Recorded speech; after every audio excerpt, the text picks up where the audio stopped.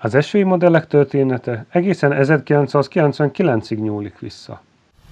Az ősmodell hamar népszerű lett a vásárlók körében, így a gyártó egyik legsikeresebb modelljévé nőtte ki magát.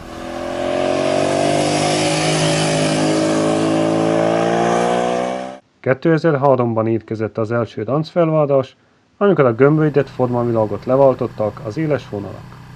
Egészen 2009-ig tartott a diadalmenet, ekkor viszont a japánok úgy gondoltak, ideje nyugdíjba küldeni a típust, az utódnak pedig az SFV 650 Gladius-t szántak.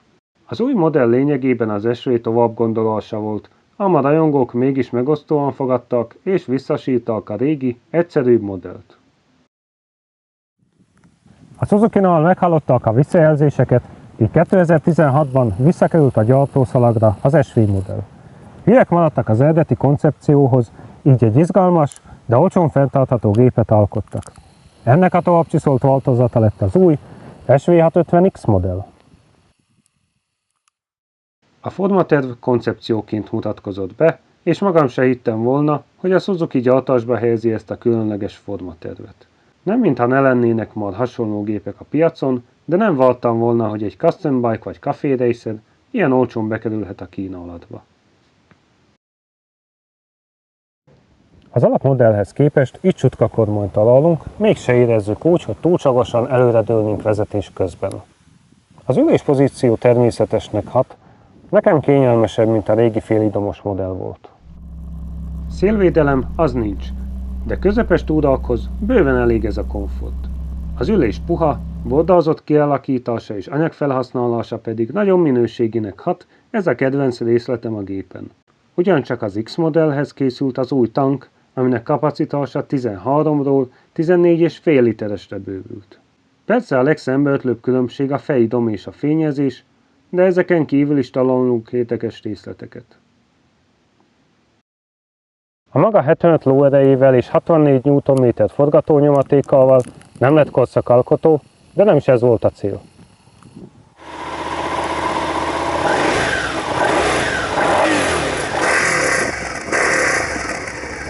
Habár a szögletes elődmodellből 1000-es változat is készült, csak a 650 köbcentiméteres erőforrás került vissza a kínálatba. A teljesítmény leadás nagyon barátságos. Amolyan sor 2-es módjára viselkedik alacsony fordulatszámon, ami a Low RPM Assist elektronikai segítségnek is köszönhető. Ezzel elmúlt a V2-esekre jellemző döcögés, középtartományban viszont kellő nyomaték áll a rendelkezésünkre. Persze forgatni kell, hogy meginduljon, és ekkor se érkezik rakétaszerű gyorsulás, de a régi SV-ket sem versenyzők vették, így szerintem nem rossz ez az irány.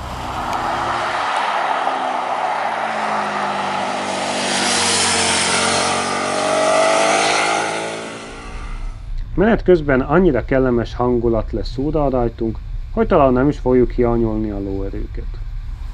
Félreértés ne essék, nincs hiánya az erőnek, van annyi, hogy adrenalin termeljünk, de egyszerűen az SV szellemisége nem követeli meg, hogy folyamatosan a határokat feszegessük.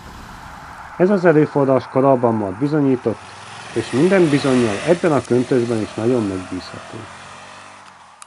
A régi SV modelleknél 2 gyengeséget szoktam megemlíteni, mégpedig a felfüggesztést és a fékeket.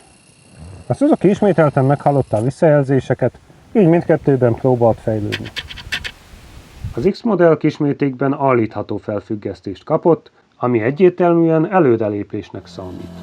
Nem nevezném annyira sportosnak, de elmúlt a túlzott látság, tényleg érezhető, ahogy az abroncsok feszülnek az aszfaltra, de csak olyan mértékben, hogy a legtöbb úthibát még finoman elnyeljék.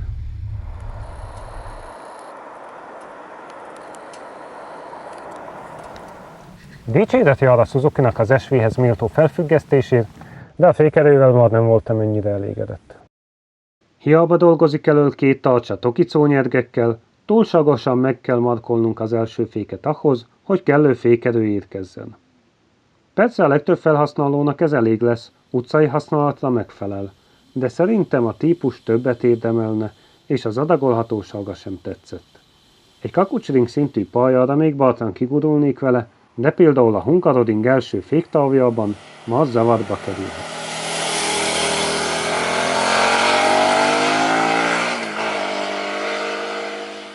Az LCD műszerfal könnyen leolvasható és informatívabb, mint hittem.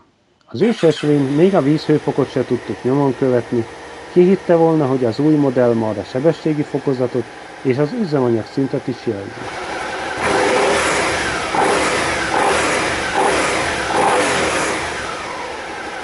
Normál használat mellett 4 liter körüli fogyasztásra számíthatunk, bár nekünk a teszt során sikerült 5,5 liter fölé is tornázni.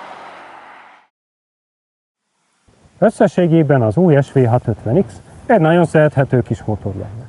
Nagyon kellemes vele az utazás, legyen szó lassabb túrázásról, vagy tempósabb kanyarvadászatról. Már az alapeső is egy különleges népmotor, az X verzió pedig a maga Café Racer stílusával egy igazi csemege. Persze bele lehetne olyanokba kötni, mint hogy a műszerfal és a hátsó lámpa nem illik ehhez a stílushoz, vagy hogy a hátsó villát lecserélhették volna egy mutatósabb darabra, sőt fűzött felniket is el tudnék képzelni a gépen. Viszont ha mindezeket végigvesszük, rájövünk, hogy egy zsebben nyúlós prémium motorhoz próbáljuk hasonlítani a kis SV-t, egy olyanhoz, aminek az ára több mint tesztmotorunk értékének a duplája. És ezzel el is értünk az SV fő erősségéhez, az árhoz. Ennyi pénzét ez a custom bike stílus több mint kedvező, és ezért hajlandóak vagyunk minden gyengeségét elnézni.